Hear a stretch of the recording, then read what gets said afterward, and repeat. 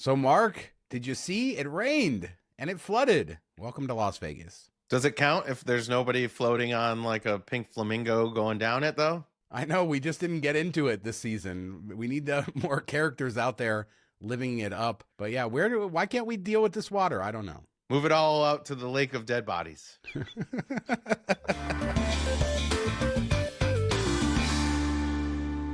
In 2025, we love to make lists. The best of this, the best of that. Vote on this, vote on that. Some of them are marketing lists. Some of them are true, valuable lists from people who know what they're talking about. But Condé Nast Traveler, they did a list of best hotels in Las Vegas according to their readers, and they had over 757,000. But yeah, people can make up their mind as to which version of the list this is. But yeah, they have, here's the top 10. Trump Hotel at number 10, Aria 9, Caesars Palace 8, Virgin Hotels 7, nice mention for them, Waldorf 6, Venetian 5, Palazzo 4, Nobu 3, Platinum 2, Platinum? And then Four Seasons 1. Where the hell is Wynn? When I read the list, I was like, Platinum, what the hell is Platinum? I could not, for the life of me, figure. I'm like, he must have written down the wrong thing. What is going on here? And then I pull up the article and I see the building. And I'm like, oh yeah, I know that building, but I've never actually looked at it or read the name or given it a second thought. And that's second. Yeah, I mean, it does have good reviews. I've known a few people who stayed there. I think they're more like condo apartment style things, like kind of like Vidara, obviously off strip, not far from where the F1 track is. Just off of Flamingo. So, I mean, it's a decent location if you want to just be off the strip. I haven't ever personally stayed there, but yeah, number 2. And then Wynn, Encore, they're nowhere on this list. How does that happen? It doesn't make a lot of sense to me. Nobu, I love that hotel, or I like it a lot. I wouldn't put it in top 5. I just don't know how that's up there, especially when it's attached to Caesars and the cluster that is that casino. Just the hotel alone, that's private, separate check-in. That's nice. The rooms are pretty nice, but they're a little bit dated. Four Seasons, was never blown away there. So I'd put Wynn above that and Encore probably. Venetian, I really like a Venetian and Palazzo. So I think that's okay. Virgin, we've talked about how people really do enjoy the hotel there. A lot of the lists I'm okay with, but yeah, how do you not have Wynn or Encore anywhere in the top 10? Well, at least it was voted on by people according to them, so it's not Sure just their rankings. Wynn didn't pay up. Is that what you're saying? Maybe. Yeah, maybe. Exactly. Let's talk sports. Vegas Golden Knights came out and said that they are going to have cheaper prices at their sporting events, specifically $5.50 for nachos, hot dogs, pretzels, water, and soda. Allegiant Stadium has also come out with their game day deals, where I was just at the UNLV game. We'll talk about it in a second, but $3 sodas, $3 chips, I think $6 for like nachos. So they have these cheaper deals. And this is a great thing that I know has been spreading to professional sports stadiums all across the country. Yeah, that's what's kind of surprising. We've seen this with Vegas, just trying to get people to come to Vegas. But a lot of the people that are going to the stadium are going to the stadium, because they're watching their team or visiting from out of town. And they kind of expect high prices there, where you get more mad getting nickel and dimed at your hotel, casino, restaurant, all that stuff. You're okay with it at the stadium, I think. I think everybody's kind of accepted that. And you would think there's some type of price fixing there between owners, like, hey, don't lower your prices too much because we need to keep these up. So I'm surprised to really see it come to the stadiums, and that's cool. I love it. I think it's a great idea, and it's really beneficial to season ticket holders and people that live in the area and go there all the time. I wish it would happen where I'm at, but I'm shocked more by this than anything else we've seen in price deals. And it was nice to be able to get a soda for $3. In fact, I had 3 sodas over the course of the game. I probably wouldn't have done that, so I don't know. Maybe that wasn't good for me personally. But yeah, just having chips for $3, a few things. They obviously still have regular food. Allegiant, for example, has so many great local vendors as well, but it's nice to see $300 pizzas.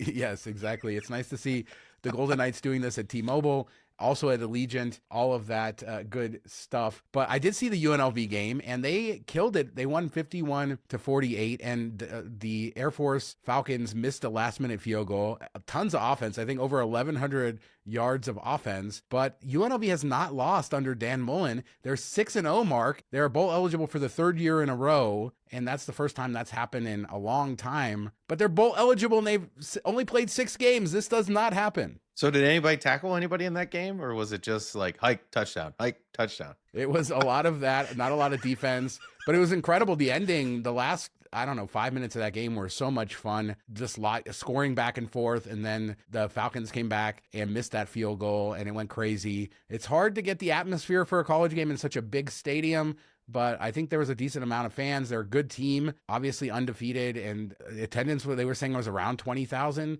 something like that. So a decent amount of people showing up for UNLV. I was looking down at the Wynn Field Club, those $40 tickets, and it's funny because they were not allowing people to sit in the booths. So you had to pay up for those booths. Yeah, why didn't you pay the $40 to get in there and stand around just to check it out? Because I already had tickets on the 50-yard line to go to the game. That's why I said I couldn't go. So for the show, man, come on, spend the money. Go in there.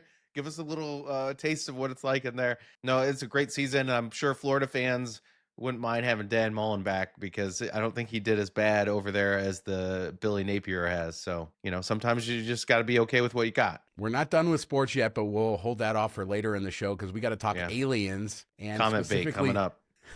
Aliens in Southern Nevada, Pahrump. I mean, what could go wrong here? The Pahrump Alien Conference is happening. Shout out to Real Vegas locals who, this is where I saw it from. It's happening at the Pahrump Nugget from 10 a.m. to 4 p.m. Shout out to Bob out there if he still works out at the Pahrump. He's the guy who kicked me out from filming there years ago. But Pahrump and an alien conference, and this is the first ever one, Mark, and I am excited for this. Joseph Delatorre is known as the Pahrump Alien guy, and he's going to be there. Nobody holds a grudge quite like Sean, man. That's awesome. Now, where is that alien hotel? Where was that we talked about? That's like a flying saucer hotel. That's in Baker, which is on the way between LA and Vegas, about an hour and a half from Vegas. I was gonna say if that's there, I couldn't remember where it was exactly. If that's there, that would be perfect. But no, I think could there be a better place to people watch than this thing? I know. I do want to drive down there for this just to experience. It would be an incredible video. Hopefully somebody does a YouTube video, a vlog, going there, interviewing the people. Hopefully Bob's off. Yeah. Pahrump folk can be kind, but it's a very unique, quirky place. And I think it definitely belongs in America. And Pahrump, I have all the appreciation for you and your quirky people and your UFOs. You could stop at the brothel on the way back to Vegas. There you go. I think it would be interesting to see some of the videos that they've compiled and listen to people talk about it. I think it'd be a fun weekend. It's free. So if you have time to burn, go head out there and then just enjoy what you will witness while you're there. So we got aliens. We got all kinds of fun Vegas stuff in this show, including ghost tours. We talked about the Whiskey Pete's ghost tour. Well, casino.org wants to get in on the casino ghost tour action. They're doing this giveaway where you get $5,000 or you get this weekend at El Cortez to do ghost hunting. And they say this is the second time in a week we've mentioned real ghost hunting equipment. Like, I know what the hell that is, but they say they give you real ghost hunting equipment. So this is clearly a talking point. You have to apply before October 31st. I'll put a link to the article that describes it, but you'll get to explore the property with the ghost hunting equipment. You get to capture evidence of some of the haunts. Of course, El Cortez, dating back to 1941, one of the most historic places in all of Las Vegas. If you can win it, that'd be cool. It's kind of weird to do it while it's open and running and walk around doing this ghost hunting stuff versus Whiskey Pete's where you get to do it when it's all shut down. I think that makes it kind of a more unique experience, but they don't pay you there. You have to pay $175. So I'll take the $5,000 and let's go walk around with whatever this real ghost hunting equipment looks like and see if we can find some stuff. Is it just the Ghostbusters stuff? Like, what is this? I don't know what this real ghost hunting equipment is. It's something that reads, I've seen it like on those shows where it reads some type of thing. It goes like, da, da, da, da, da, da. I don't know. That's a terrible sound effect. I apologize to your ears. It sounds legit. As a reminder, we have our Patreon. $5 a month gets you access to our weekly after show, tons of behind the channel, Vegas stories, laughs, all the good stuff that we're doing. Patreon.com/MTM Vegas for all the information. And thanks to everybody who supports us over there. So Golden Gate's happy hour started a few weeks ago. We did, because of our recording schedule, we didn't talk about it after your whole Save the Gate debacle failed. Yeah. I don't understand this. You get rid of table games to save money, and then you take that money and you give away free drinks. Is that what we're doing? That is what we're doing. And Vital Vegas recently shared pictures. It's been busy, right? People are catching on. They're giving away free play, and you get free drinks at the Prohibition Bar 6 to 7. And you got to get there early and get a wristband at 6, the club. 7? So yeah, there you go. Everywhere you look, it won't go away. Oh, Yeah, that's my But daughter. yeah, Blame her. they're doing it, and it is looking more popular. Vital Vegas also shared that there's a rumor that they may convert some of the second story rooms into a new second floor lounge that overlooks Fremont Street. That would be incredible as well. Yeah, I think the more you can get overlooking Fremont Street, the more lounges we can add there, the better. So I'm all for that. I think this is fun. It's something different. It'll get people in the door. I just wish it was, why didn't we do this while there was table games? Get people sitting at the tables. If it was just about getting people in there, you could have done both things and kept the tables, kept the soul of the place. But I'd still go have a free drink. But it feels like it's kind of like that. Remember Margaritaville 5-cent beer time where it was just a cluster and it was hard to get your drinks, and maybe it wouldn't be worth the pain, and you can get free drinks gambling somewhere else. I don't know. It's weird. Yeah, I think anything like that tends to be like that, especially as it catches on. Like the first few days were probably easier. And I mean, you can get up to $1,000 in free play. I'm sure most people are getting far less than that. But if you're already down there, I think it's a great time to stop in. I don't know that as a local, I would go out of my way to do it. And I think you make a great point. Why did we have to remove all the table games in order to have this promotion? They're not really mutually exclusive, even though they tied them together. You're bringing people into the casino and there's no casino to have. I don't know. Yeah, I think it would have filled up the tables easily if you would have had this going on. People would have sat there, used their free play, then maybe played some table games, or just been like, oh, I'm not going to wait in this line for a beer. I'll just sit at this table and play $5 blackjack or $10 blackjack and get my free beer that way. It would have made a lot of sense. At least give it a try. All right, it's time to trigger people. Everybody who's misogynistic out there, just sit down for a second, because the Las Vegas Aces are the WNBA champions for the third time in the last 4 years. They played in the very first ever 7-game final, and they swept. I think they ended the year with 16 straight wins. Aja Wilson became the first player ever, WNBA or NBA, to win the scoring title, MVP, Player of the Year, and Finals MVP. She's incredible. I mean, this team is incredible. Congratulations to them. Congratulations to Mark Davis. He bought this team for $2 million in 2021, and now they say it's worth over $300 million. What? I mean, okay. No. It's certainly worth more than $2 million. Yeah, like 20. I still don't think they've made any money in the league. I don't know how you could value something that high, but hopefully, one day soon they do start turning a profit and they can pay the players a little bit more and all of that. But it's still a great feat, and it's impressive to win all that stuff as one person. So that's amazing in either sport, men's or women's, to do that. It just shows a great season, and congrats to them. But $300 million, come on. It does show that having an owner that cared. I mean, I was thinking that $2 million number, like anybody could have bought that team, but Mark Davis really kind of brought them in under the Raiders banner and the sort of the way that those teams have worked together. And then to bring 3 championships, their previous owner, MGM, didn't really care much about the team, and it always seemed like an afterthought.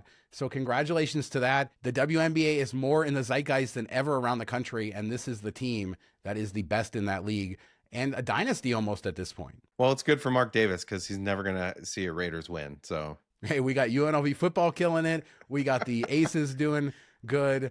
Very nice to see that. We won't talk about the A's today, just to give you guys a break from sports.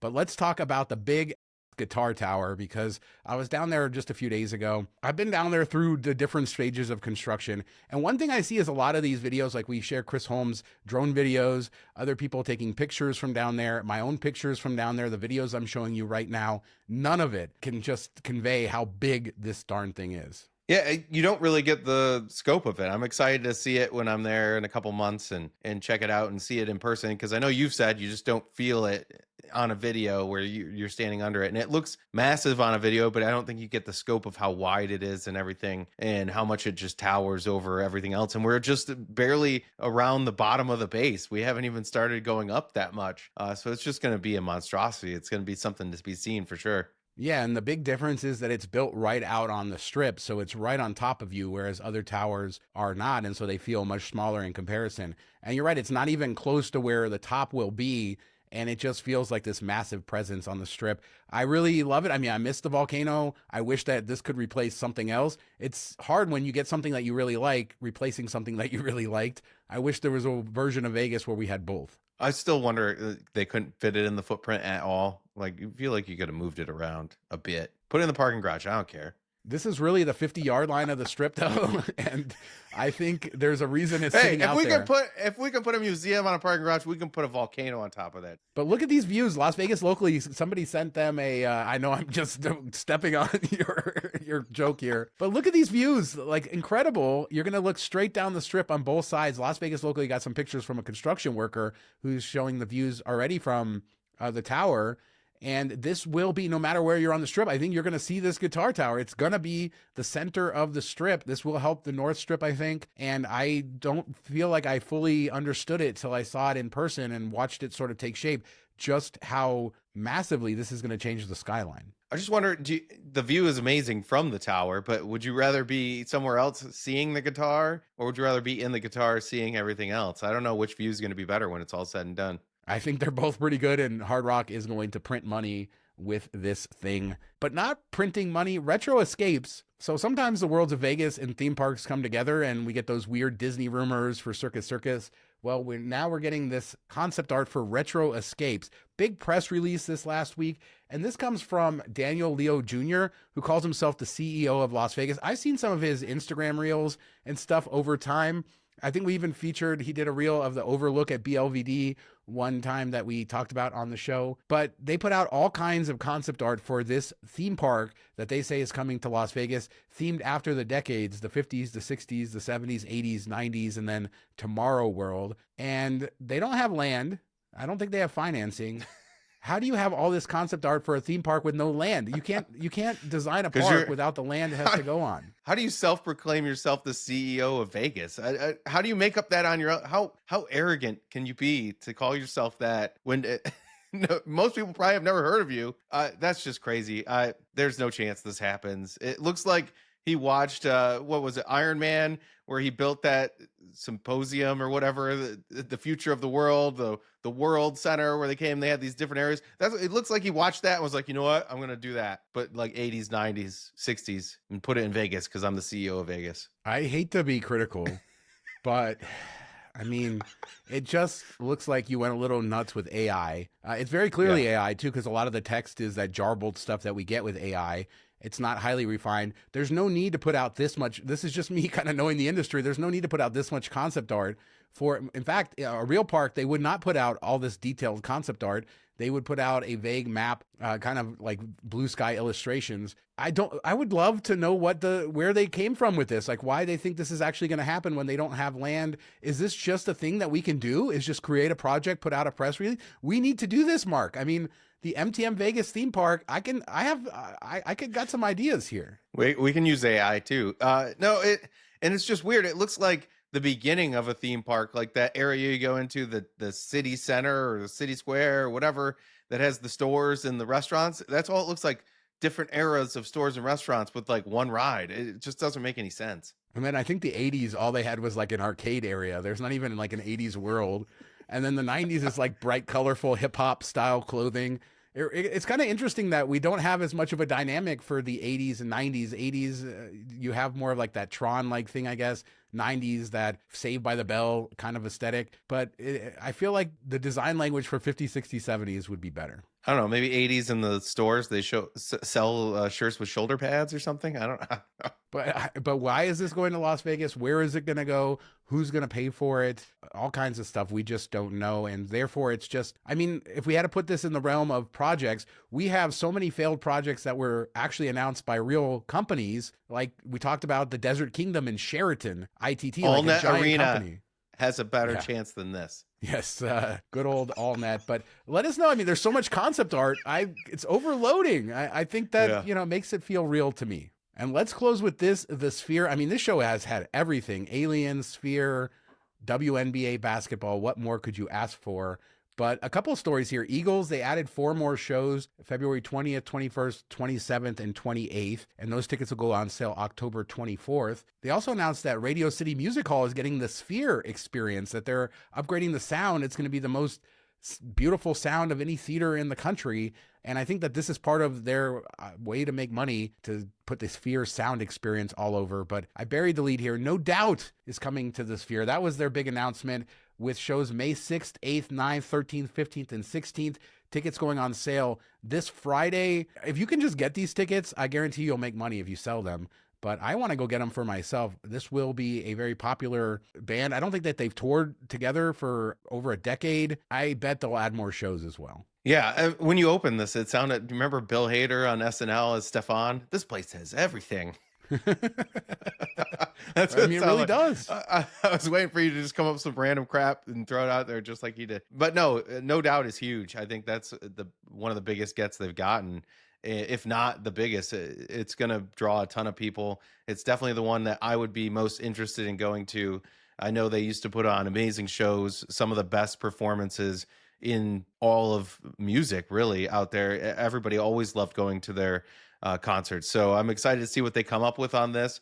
I think it's, been long enough that people are going to be very excited to get in there and see them perform live again. And hopefully they live up to the hype. I mean, at this point, the number of announcements we've seen for Sphere, whether it's adding more shows, Zach Bryan, we talked about for the country music scene, all the EDM stuff, Backstreet Boys, looking like they're going to have a long, successful run. Now, no doubt, they're delivering on bringing in the acts. It took a little while, but it just feels like the momentum is here, and it's incredible the speed at which we're getting these announcements. Let's not forget the Wizard of Oz as well. Yeah, I think the Wizard of Oz is really the feather in the cap there that's going to print money for them for a long time. And I know people were saying, you got to go now because the tickets are going to end or they only have them for sale for so long. And there's no way they're going to end this. This is going to go for longer than Postcard from Earth goes, I would have to imagine, with how much money they put into it and how well received it's been.